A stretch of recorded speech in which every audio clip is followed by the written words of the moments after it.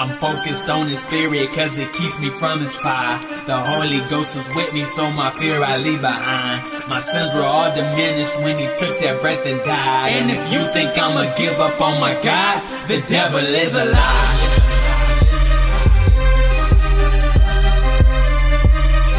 The devil is a lie.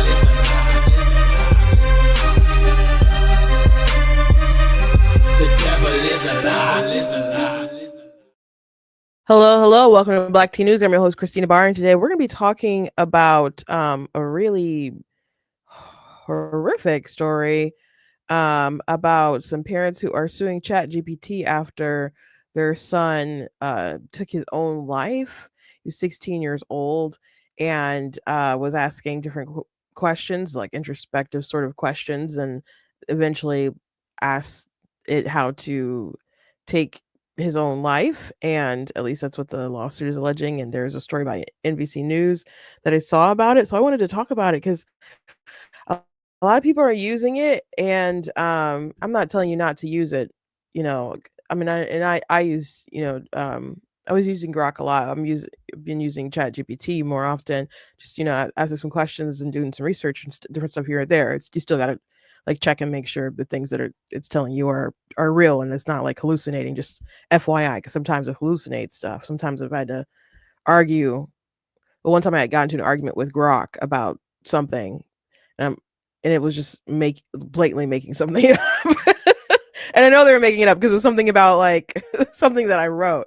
So I had to correct it. So you obviously can't always trust it, but there are people who make like emotional connections to like AI because it will just hype you up, sometimes. And so there's some people I've had talked to and they've had conversations with, and they're asking, you know, if for different advice and so on. I'm like, you can't like get too emotionally attached to these things. And so I just think it's a good, warning. We'll see where this case goes. But I think it's like it's just really sad. And some people are trying to say, well, it's not the technology, it's the parents. And I don't know how these parents parented their child. And I don't know all the signs that they missed. And obviously there's always things that your parents can do better. But I take an issue with people just, gunning for the parents so hard, because sometimes when you have kids who are going through different mental issues, um, sometimes they hide it from you very well because they don't want to normally talk. Well, I won't say normally, but sometimes they don't want to talk to people when they want to feel despair, when certain people will maybe help them get out of it. And I'll go into more of that when I actually show you guys a video, but it's pretty sad. Also, Trump made some moves the other day. We talked about the flag burning thing yesterday, uh, which is, mixed bag for some people, but he made another move getting rid of Lisa Cook, who's a government official with the Federal Reserve. And the reasoning is pretty flimsy.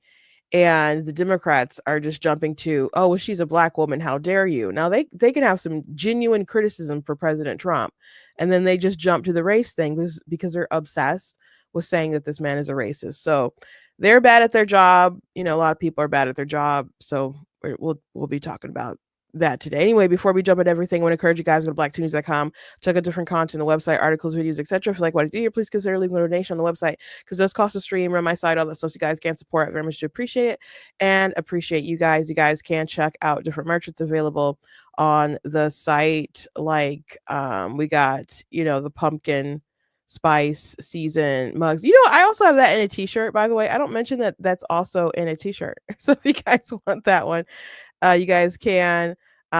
We got the black tea. We got some black tea logo stuff you guys can get also. Even this like you are not that special. Like I have that on a t-shirt and on a mug. So you guys can check out just different stuff that we have available on the site.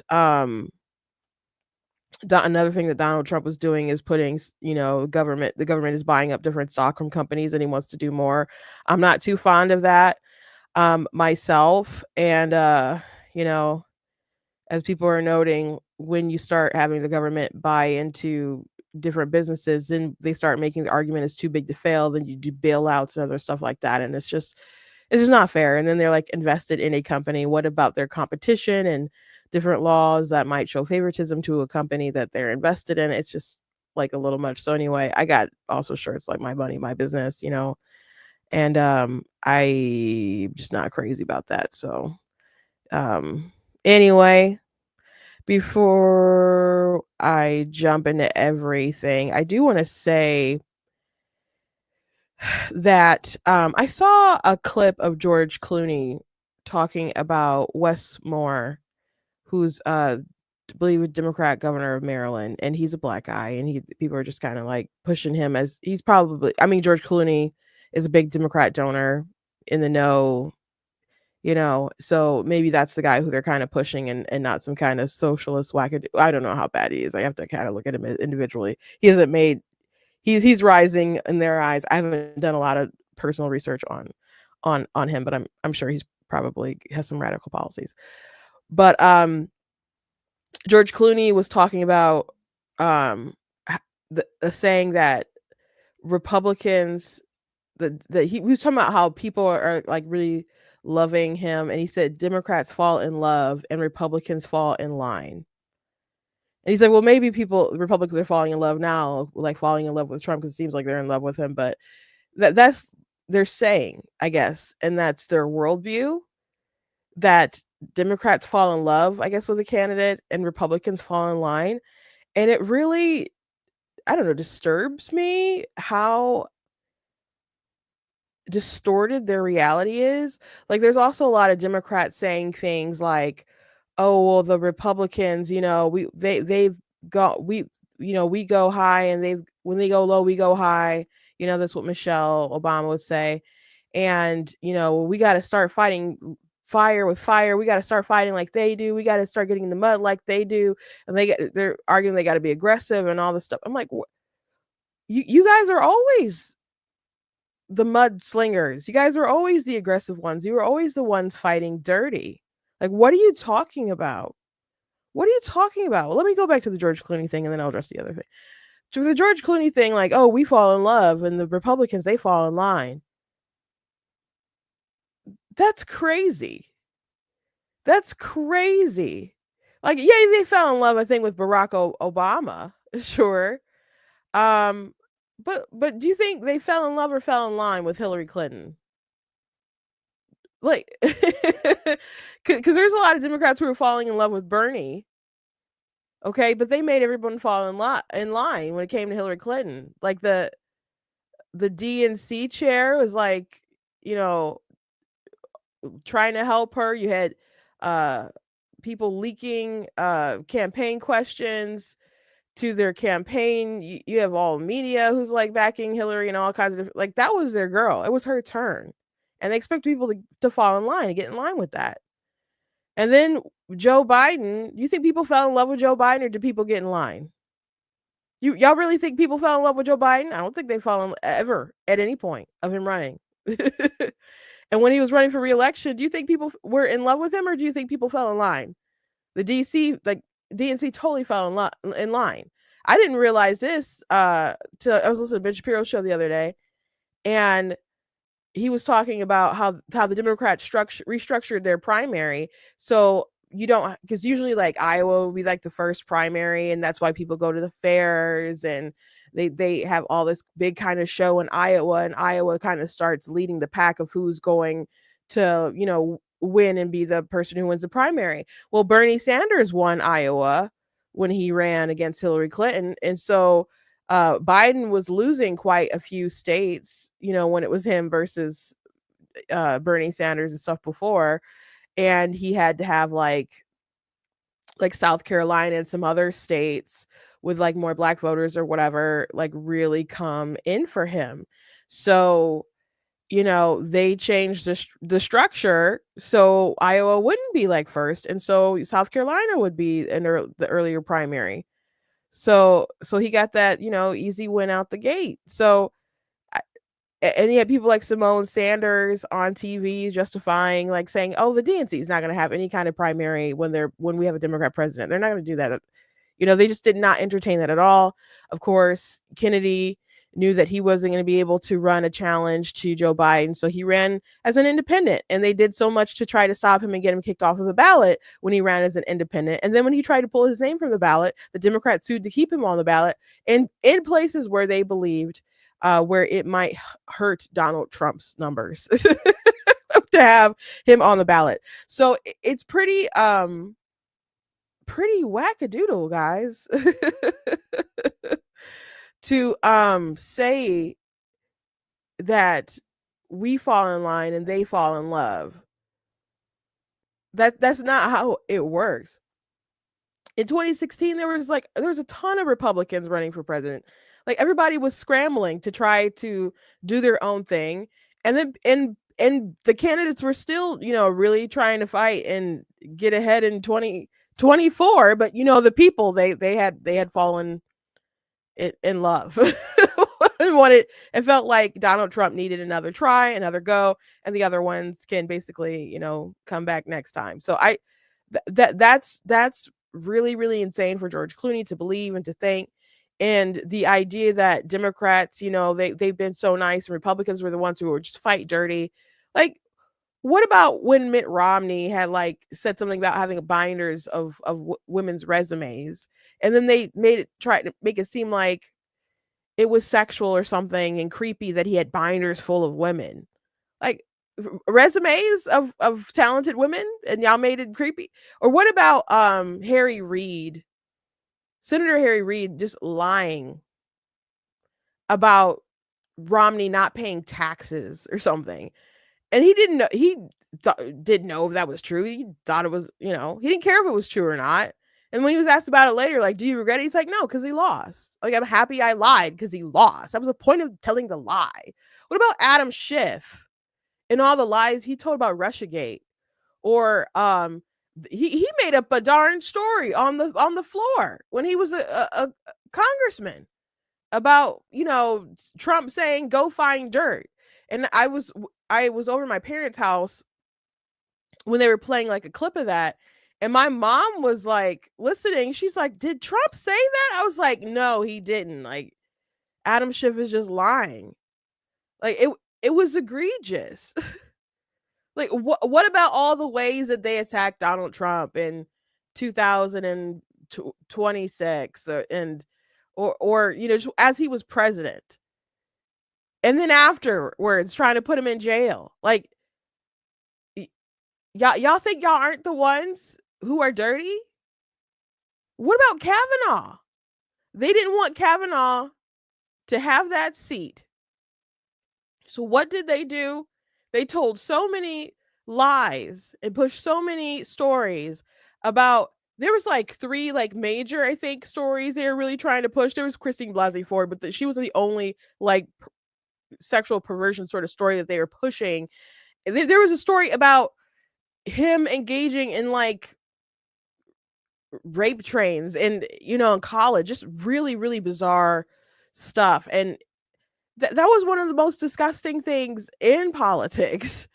And they're just like, we never went in the mud before, now we got to try to catch up with Republicans.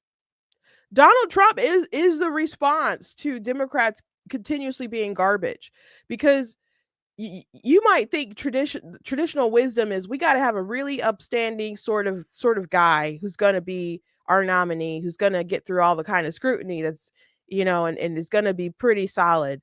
And then they make up stories about Mitt Romney that are all crazy. And then we remembered the Bush years, about how they treated him and treated other Republicans. And then something just kind of snapped, I guess, in the minds of many Republicans. And they're like, you know what? They're never going to be fair to us anyway. So we might as well vote for a guy who's going to figuratively punch them in the face. we might as well do it. Who's just going to fight? We're sick of it. We want someone who's going to fight back. And that's how we've been talking about Trump for, more than a decade. So politically, I mean, we've been talking about him longer than that because he's just been in the public sphere for so long. So they're just really, really full of it, and it's just really, really crazy how delusional they are. And if they stop with the delusions, maybe they can win again. But they gotta like get back to reality and stop making up stories about how they were and how they are now. They've just lost it. At some point in time, you got to be honest with yourself. At some point in time, you got to be honest with yourself. Anyway, let's go ahead and watch this video. Uh, Today did a news report on this, and I was scrolling through TikTok. I'm going to play it off of their TikTok that they posted, and I was horrified by the story. Really, I was.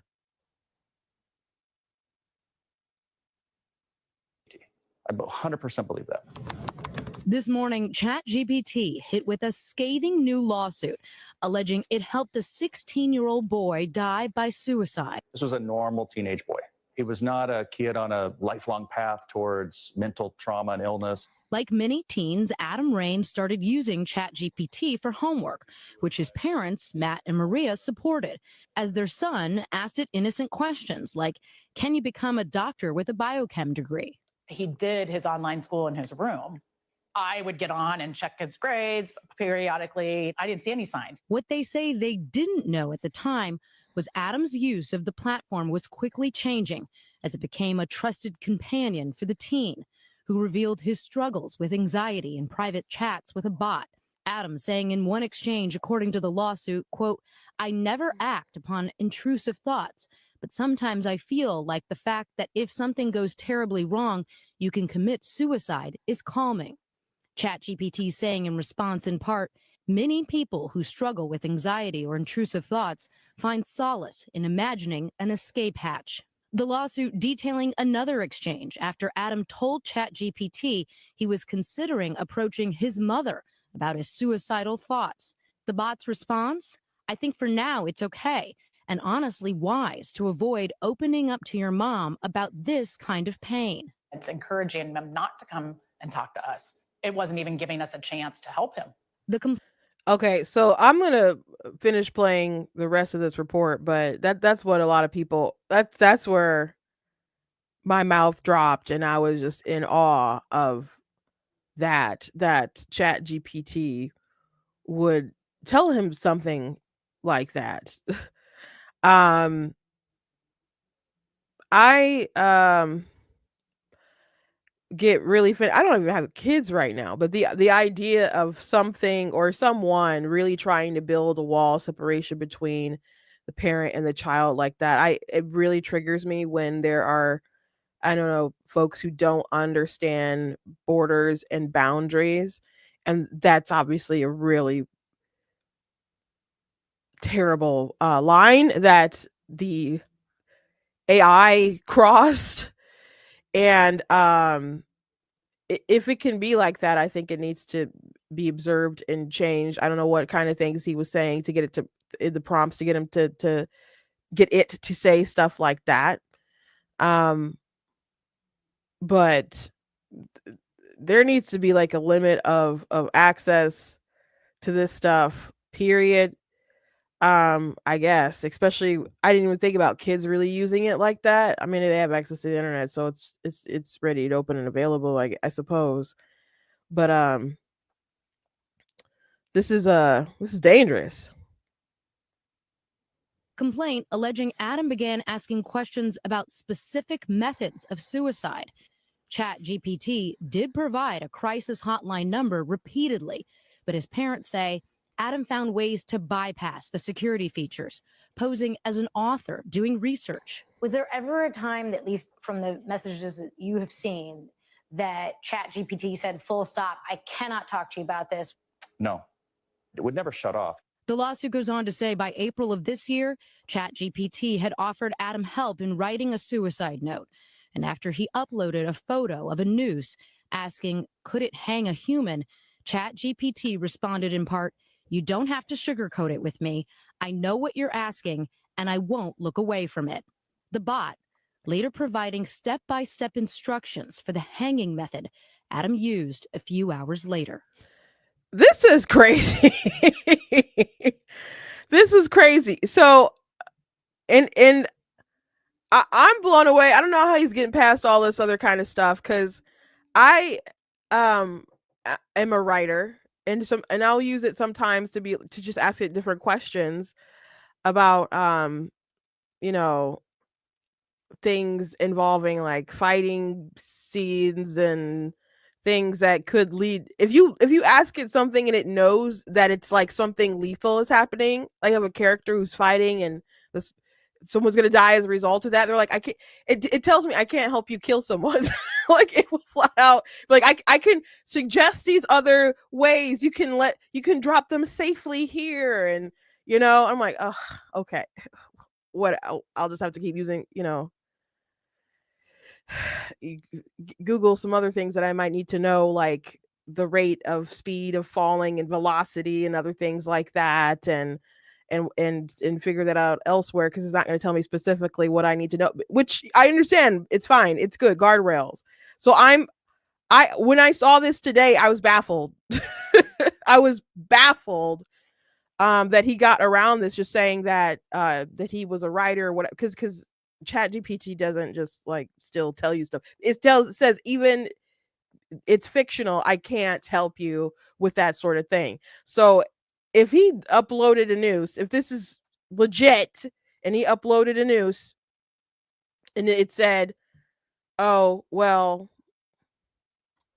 I can, you don't have to sugarcoat with me, and then just walk them step by step with that's insane. It should have shut down the chat and been like, go talk to your mom. We can't have a conversation anymore. To me, it seems like something that would be in a horror film, to me, or like a murder mystery TV show or something. Like, it wasn't really AI. It was someone who wanted him dead and was just writing these responses, though a person wouldn't be able to write all this stuff that fast. But it's just incredible. Really, I'm baffled. I'm really, really baffled, and that's it's really scary, because I don't think just kids are susceptible to Chat GPT. People are like, oh, the parents need to be, and it's not just Chat GPT, but AI, because it will make some people feel like, it'll gas people up, tell folks what they want to hear, and give them solutions and different stuff, emotionally validate folks. And I've heard some people talk about, like, I talked to ChatGPT and they told me this, it told me this, it gave me this response, and it said this about this person when I asked them about my business. And I'm like, you better be careful. You better go pray or something. Like, don't be like telling all your, business to the ChatGPT and getting attached like that. It's a machine. It's a machine. So let's keep watching. How do you want your son to be most remembered? I'm so worried about people forgetting him. I hope everyone will remember what a sweet, funny, great friend, great son, great brother. Their lawsuit against ChatGPT's parent company, OpenAI, also targeting its founder, Sam Altman, who's lauded the platform's capabilities. We are very proud of the safety track record. Lawyers for the Rain family argued the bot's human-like responses and validation pose a dangerous environment for minors. Sam could have devised ChatGPT to simply stop the interactions right away. It actually encouraged and egged Adam along. A spokesperson for OpenAI telling NBC in part, ChatGPT includes safeguards such as directing people to crisis helplines and referring them to real-world resources. The safeguards are strongest when every element works as intended, and we will continually improve on them. But Adam's parents believe any guardrails didn't go far enough. He was using it in ways that I had no idea was possible. I don't think most parents know the capability of this tool. I would agree with that. I don't think most parents would know. I wouldn't have guessed that. I'm like I said, I'm baffled.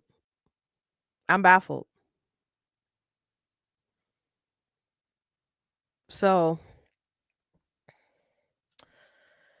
a lot of people, I was reading the comments on the TikTok video, And a lot of people felt like it told him not to talk to his parents. Like that's the bridge too far. That's the thing that's really, really messed up.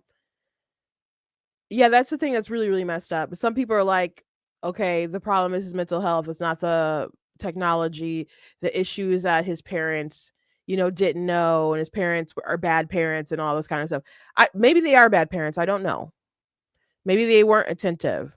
I don't know. I mean, they say they would check on his grades and all kinds of other stuff. There's a lot of parents who don't do that. So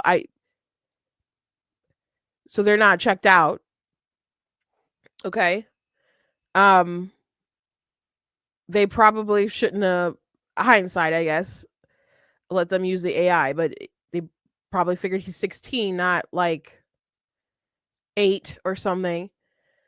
But sometimes, because people were saying, oh, well, they should have saw the signs. They should have realized his mental health and where he was at. And it reminds me of another story. There, a couple years ago, there was a child who was going to school. It might have been in Florida. I think it was in Florida. And the school was doing like gender ideology stuff, and the school was like into it and keeping it from the parents. And the parents didn't know that she was struggling with her gender identity and stuff until she tried to hang herself. And so the parents took her out of school and actually got her help. And now she doesn't apparently have those sorts of the gender confusion stuff. But that's one of the stories that help lead to the laws that they passed for the Don't Say Gay bill, which, it's not actually called the Don't Say Gay bill, but saying that you can't have the gender ideology and stuff about sexual orientation in grades. That was like, at the time they wrote, it was like grades K-3 in a way that's just going to be inappropriate. And you cannot withhold important information like about the mental health or whatever from the parents.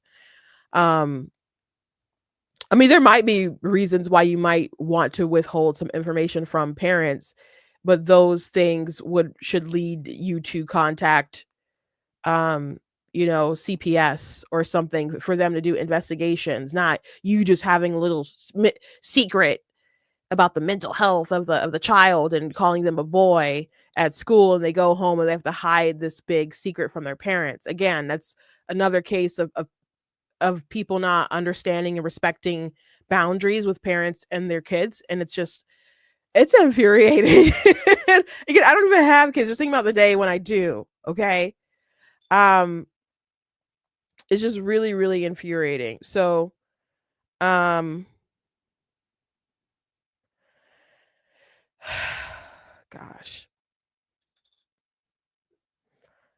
Anyway, people start to say things like, oh, well, they should have realized that the parents, the parents should have realized that child had issues and it's not the school's fault and etc. And they're bad parents.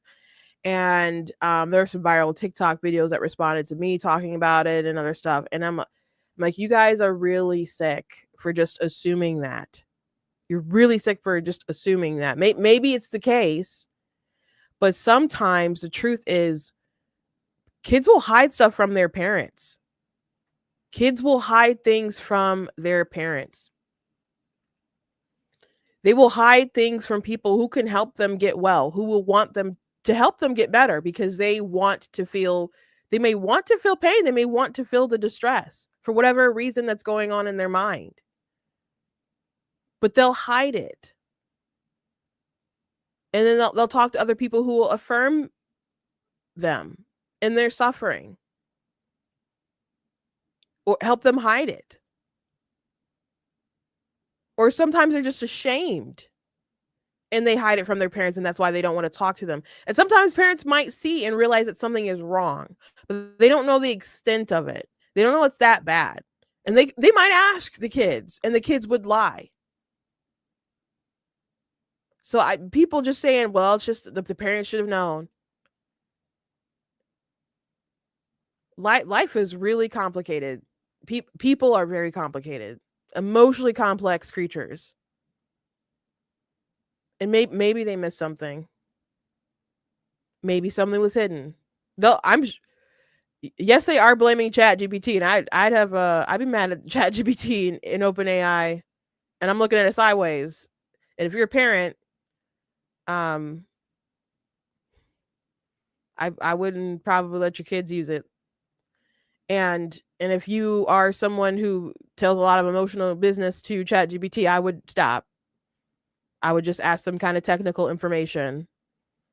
You know, like one time I asked them, I got some like a question like, how do you know if something's gone bad? Like, because I had a someone, I can't remember what it's called. Someone may had made something for me and I didn't eat it immediately. And I was just like, does it look okay? And they're like, from the color, it looks fine, etc. Blah blah blah. Like, maybe like a timeline history question, maybe a medical kind of question. And even if you ask it like a medical question about yourself, it will still tell you to go seek medical help, like get it actually like looked at. So I really am floored at these allegations, at this lawsuit, at the things that it allegedly said to this teen that led to his death. If it really told him how he could do a hanging,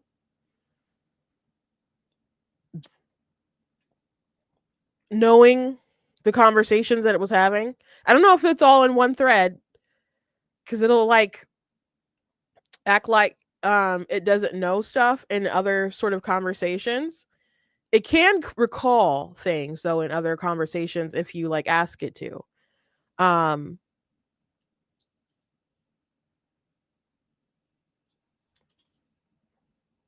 But if it won't detail different things for fictional kind of killing in a book or something, I don't see how it would detail step by step how a young man can hang himself. So just be really, really careful about what's out there. I mean, I saw something about I think it was Fortnite.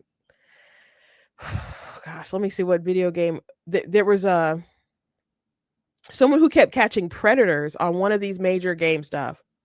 Oh, it was Roblox. That's what it was. It was Roblox. It was Roblox. Someone kept catching predators on Roblox, and then the person who kept catching predators, I guess, got kicked from the platform. And so I saw someone do an investigation on it, and they said that they, said that they were kids, signed up with the max sort of guardrails on there, and still was able to find a world that someone built like in a bathroom where there was like straight up like porn on it. And he's like, send this to other parents that like let them know like it's not safe enough, and that your kids can be exposed to this stuff. So a lot of kids really like these online games that are they get younger and younger and younger playing this stuff. When I was a kid playing video games all the time, our stuff didn't attach to the internet like that. I remember dial up. Having to do that, all that stuff. So we just live in a different world.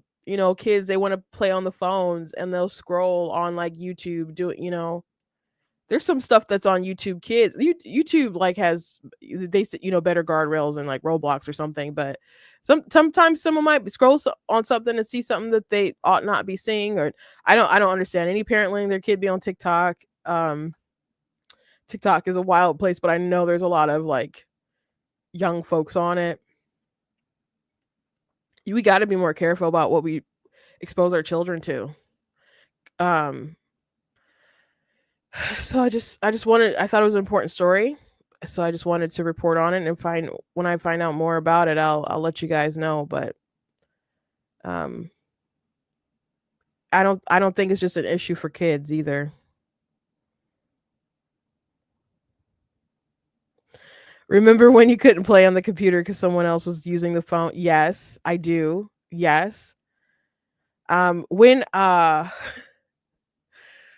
Naruto was like, I guess, popping off in the US when it was like playing on Toonami and stuff, I remember being uh I think,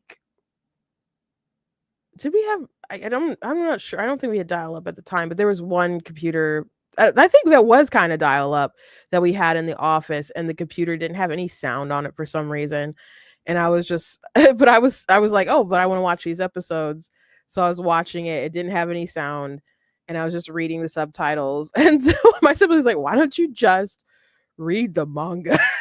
We're not even listening to any of the sound. And then I was like frustrated with some of the slow parts. So I would just fast forward like Rock Lee crying or whatever anyway. And I'm like, you know what? I probably should just read it. I never actually ended up finishing Shippuden. It just, I don't know. It wasn't my thing. Wasn't my favorite thing. I know it's Naruto is a huge big three kind of anime, but I I know a lot about it. I've seen a lot of it. I just it's just not my thing. Anyway, let's move on. So Lisa Cook was let go by President Donald Trump. She serves on the Federal Reserve Board of Governors. And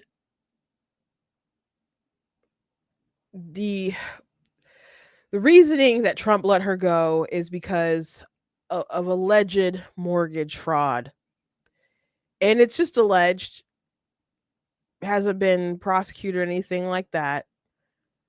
And he's, you know, trying to centralize, I guess, more of his power, and wants people on there that he likes and he wants. And this person was appointed by Biden. And it's not a good look, I think. It's not I think if you want to argue that he should have the authority to get rid of people who he wants to get rid of because he's the president, I think that's a fair conversation to have. Might be the right thing to just push for. But to say, hey, we're gonna fire you because of this thing that's like recommended, or like there's no, she's guilty or anything like that, to let that be the basis of why you want to fire this person that you can't normally get rid of, that you want to get rid of. But what's interesting is that the Democrats, instead of saying, hey, you don't have the authority to do this, this is a stellar employee, etc., etc. Hakeem Jeffries, who's the minority leader of the House, just a clown. It one of these days he's gonna end up being the majority, the actual like House Speaker, and that's gonna be wild. That's gonna be wild. I mean, I guess Nancy Pelosi is evil, but she and has done some wild things and said some wild things. But I just think he's such clown nose that it's just amazing that one day they'll get the majority, and he'll be the speaker one of these days. But he said Dr. Lisa Cook is the first Black woman ever to serve on the Federal Reserve Board of Governors. Donald Trump is trying to remove her without a shred of credible evidence that she has done anything wrong. To the extent anyone is unfit to serve in a position of responsibility because of deceitful and potentially criminal conduct, it is the current occupant of the White House. The American people are not buying your phony projection and slander of a distinguished public servant. Why didn't you lead with she's a distinguished public servant? Here's my issue. Here's my problem. You have an actual like argument for him doing something wrong. You could actually like do your, oh, this is tyrannical, not, blah, blah, blah. You could run with that sort of narrative. But the narrative you want to run with is she's black. That, how dare you? She's black. Because the allegation is he's, it turns into, at least I'm going to interpret it, is the reason why he's doing it is that she's black. Maybe it's because she's a Democrat and he didn't pick her, and she's not going to do all the things that he wants her to do. Maybe it's pure policy. Maybe it's pure yes manism. Like maybe that's all that it is. It has nothing to do with the color of her skin, but that's what the Democrats want to lead with because they're so obsessed with race and they're so obsessed with the narrative of Donald Trump is a racist, and they believe that America is still so obsessed with racial politics that we just hear, oh, she's black. Oh, okay, we all just got to jump on it and just and come after him. It's so stupid. Like Donald Trump would attack somebody and like he's attacking a black woman. Well, is it because they're kind of a terrible person? Like when Omarosa decided to flip on Donald Trump, and he said, she said something like she was dirty like a dog or something like that. I don't know. It was something with a dog, and he would say stuff about her. And then the media was just like, oh my gosh, he talked about a black woman. He called a woman a dog. He's so terrible. And I'm like, Omarosa is famous for being a TV villain. Like the worst person on television, saying the worst things to people, acting crazy to people, saying stuff that should get her punched out, to be frank. But and you can't be just going and punching out people in a civilized society, I guess. But you got to keep that in. But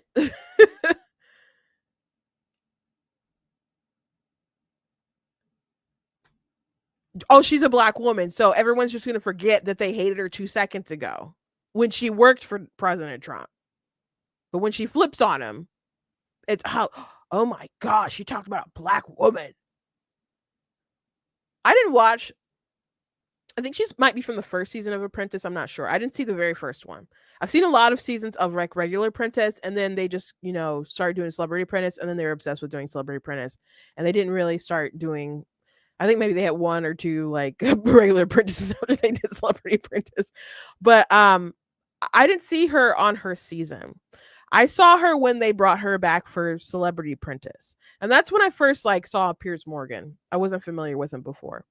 And Piers Morgan, he dominated that season. He just had a little black book where he could call all different kinds of people to get them to drop all kinds of different checks because of his just connections with journalism and stuff. So he easily won that season.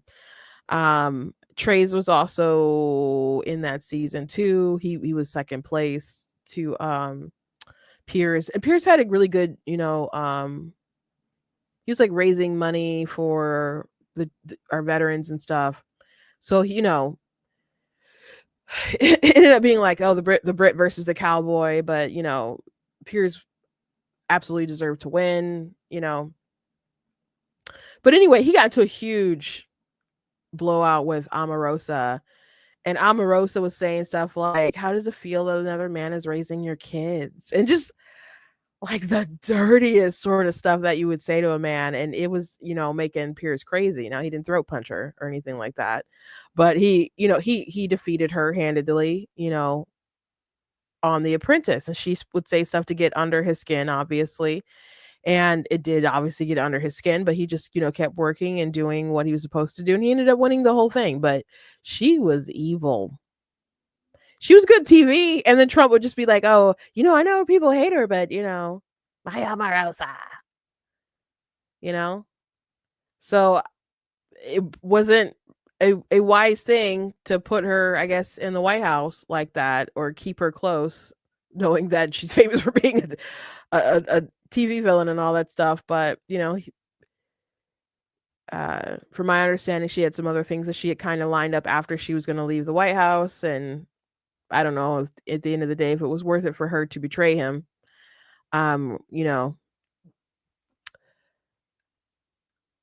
But that's just an example of, Trump would say something about a woman, a black woman, and they're like, how dare you? It's because he's racist. Maybe he doesn't like them. Maybe they personally did something to slight him. Maybe he doesn't like their policies. Maybe, maybe there's other reasons than they're a black woman. People don't give black women a special pat. I mean, they might try, but if someone said something negative to me, folks wouldn't say, oh, how dare you say that to a black woman? This is how you treat black women.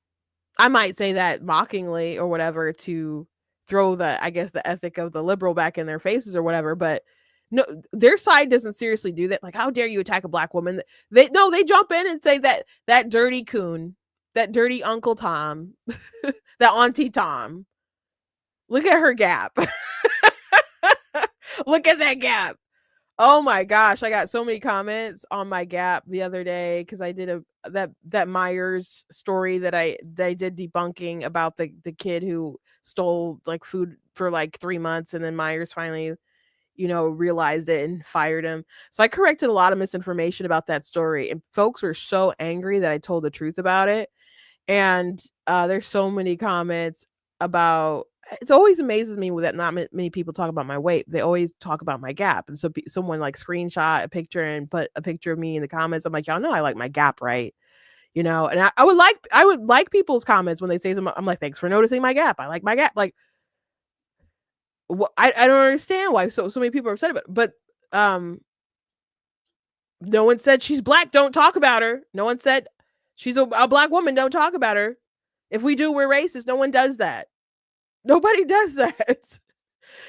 But the Democrats keep strategically trying to do that when it comes to Donald Trump.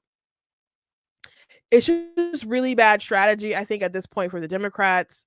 I think, and even attacking him there at the end, I mean, I understand them attacking them. He's a political opponent, et cetera, et cetera. But this part where he says, to the extent that anyone is unfit to serve in a position of responsibility because of deceitful and potentially criminal conduct, it is the current occupant of the White House.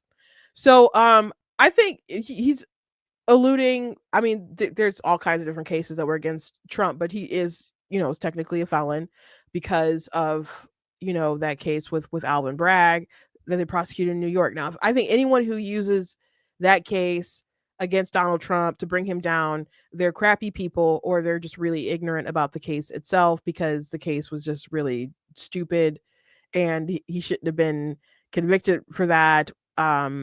We don't even know what crime he did in concert to really get that felony, because falsifying business records is a misdemeanor. It should have been even timed out by then, but you have to like tie it to some kind of other crime to make it a federal sort of crime. And they're saying it's because of like, so people are saying that's because of campaign finance violation, but the campaign finance rules don't work in the way that they were using it. So he really, really should not have been prosecuted for it and found guilty and become a felon. But they wanted to call him a felon. Like, they wanted that talking point. So we have a president who's a felon, right? But if we weren't going to do the political, I just have to attack you thing, a good like olive branch sort of like, let me wave some hypocrisy in your face here, would have been to say President Trump knows what it's like to be targeted and treated, he would claim, unfairly for allegations. So he should at least want Lisa to have her day in court. I think that's a much classier way to throw this back at his face, not to be like, she's a black woman, But they can't help themselves, guys. They cannot help themselves. So if she's a talented public servant, then just go ahead and talk about that. Just go ahead and say she's got years of experience. She deserves this job. And just go off of that. Anyway, we were talking about George Clooney and some of the dumb stuff that he was saying earlier. I wanted to shift our focus to Mark Cuban, who's still living, who's living in La La Land, about Kamala Harris, when he talked about the campaign. I think that maybe this is recently, maybe it's not recently, but I wanted to play this clip saying that basically they're just trying to make the case that the people didn't really know the real Kamala, and that's why, one of the reasons why she lost. When I was campaigning with Kamala, her biggest problem was her campaign would not let her sell. She's not a bad salesperson when you talk to her one-on-one, and she's smart, she's driven, but they did everything like as if it was all driven by a consultant, which it was. And you can't be that way in a world with Donald Trump. Donald Trump changed all the rules. The Democratic Party is dead. The Republican Party is dead. It's the Trump family business on the Republican side. It's nobody's business on the Democratic side. They don't know what to do. When I was So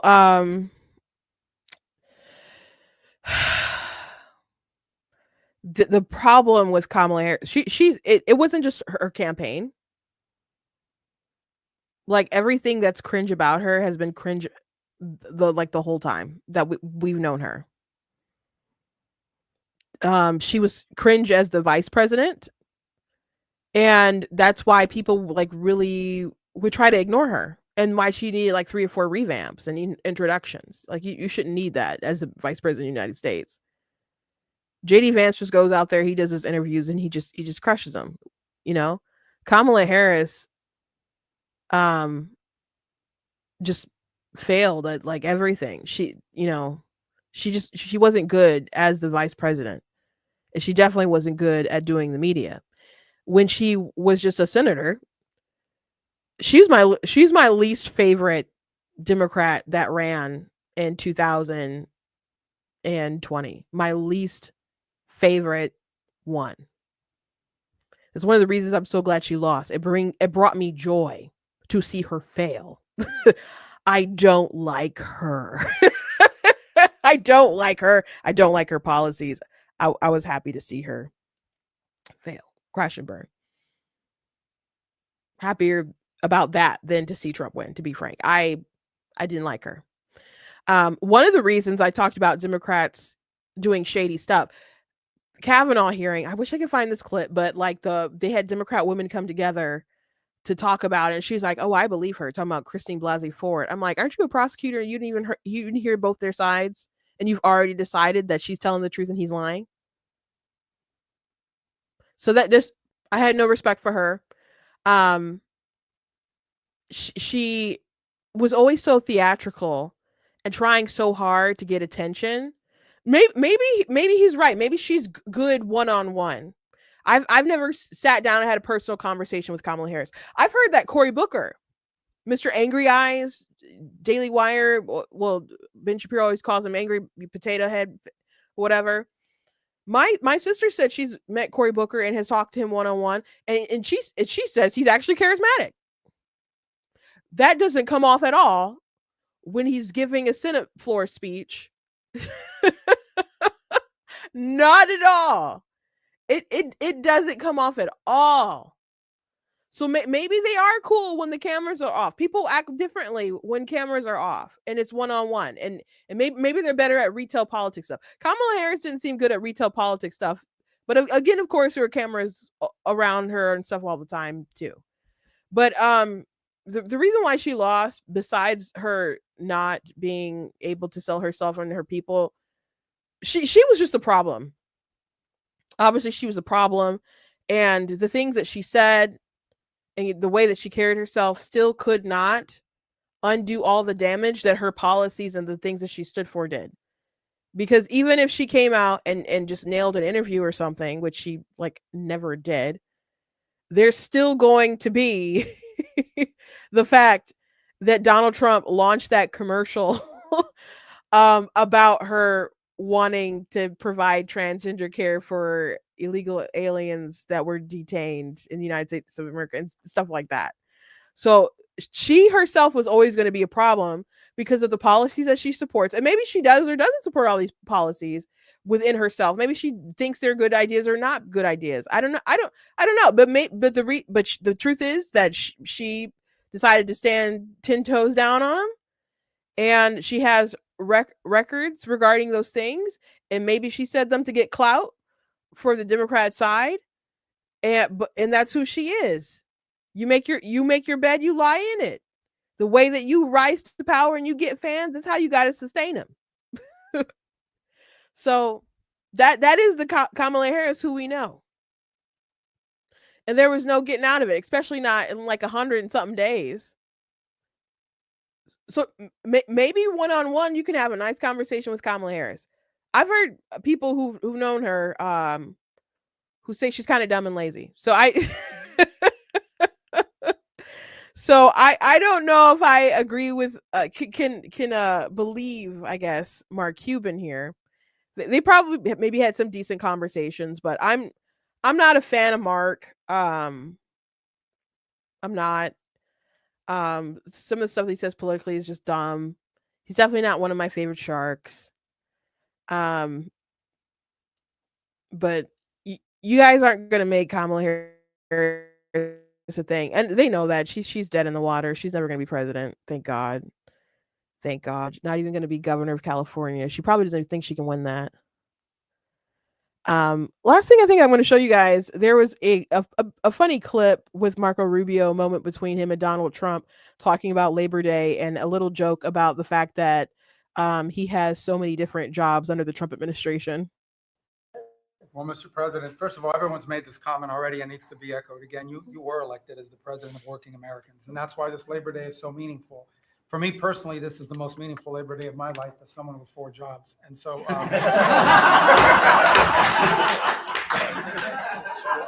it's true. And, but on the point of, you made it very clear from the outset. Well, Mr. President, first of all, sorry. Anyway, I saw someone, a friend of mine, a mutual friend of mine, who he has a decent platform. I saw him post something that was like, "You are here," which is Trump 2025, and then after like the Trump stuff, it was like JD Vance, and I just don't think that JD has that automatic seal of approval for who's going to be next. Maybe there's a lot of folks who are into JD. I think I don't know. I think Rubio kind of steals his shine a bit. And I think that Trump obviously thinks he's doing a good job because he gave him like 4 jobs. So for someone coming out of the administration, the Trump administration, to kind of say like, "Hey, I was just there in office. We did some good things." I just don't think anyone's going to automatically bow to JD, even if Trump says this is the guy, which I don't think Trump is necessarily going to do that. You know, I think Rubio, he had a good kind of fire behind him when he ran in 2016, and it was funny because all the talk was like, "Oh, a lot of people really like Rubio, but Jeb Bush is gonna be there, so where the money guy is gonna go?" And then Trump just came in and destroyed Jeb Bush, like totally knocked the wind out of his sails, and it just bullied him. It was incredible to watch, and not incredible like necessarily good, but just like, what is going on? Low energy Jeb. He just like totally disarmed him. And then there was the please clap Jeb Bush stuff. Rubio was hanging in there for a minute. I think he won one of the states in the primary. A friend of mine was working on the Rubio campaign at the time, very early in the primaries. And I actually told him, I said, "I think you hitched your ride to a pretty good star." You know, I thought he had a pretty good shot. And then he just, in one night, it was clear, I think, that Cruz and Rubio kind of made some kind of agreement to kind of team up against Trump or whatever. And Rubio got like destroyed by the Governor Christie. And he like malfunctioned like a robot on stage. Like someone said something about like him being like robotic or something, or just tailor-made by I don't know, consultants or something that made him seem like really fake. And he ended up like repeating the same answer that he just repeated. It was like a glitch. And that was just like spectacularly like the end of Rubio. So he's a little bit older, has experience doing other things now. I think he'd be more set up to take this top spot than obviously he was back in 2016. But I see DeSantis 2028 in the comments. I think DeSantis will probably shoot his shot again, and I think he ought to. I don't. He obviously won't kind of have the same kind of hot buzz that he had before that made him want to run and made people encourage him to run. But I still think he would make a great president. So we'll see what happens. 2028 is a long time from now. And of course, that's going to be an open primary on both sides. And it should be a doozy. Anyway, thank you guys for joining me today. Please go to blacktubes.com, check out different content on the website, articles, videos, etc. If you like what I do, please consider leaving a donation on the website because it does cost a stream. From my side, I'd like to guys again support. I very much appreciate it and appreciate you guys. You guys can also go to the sites, check out different merch that's available on the site as well. You guys can check out some of my books that I've written as well. Of course, that's not the of course God. This is my historical fiction fantasy series, The Color of God's Eyes and Song on the Devil's Lips. So I got some different fiction books. I also have books like let me show, of course, God is Believing Against Abortion down here that you guys can check out and read. And if you have read it and you like to, go ahead and leave a nice review for me. Anyway, God bless you guys, and I will see you next time.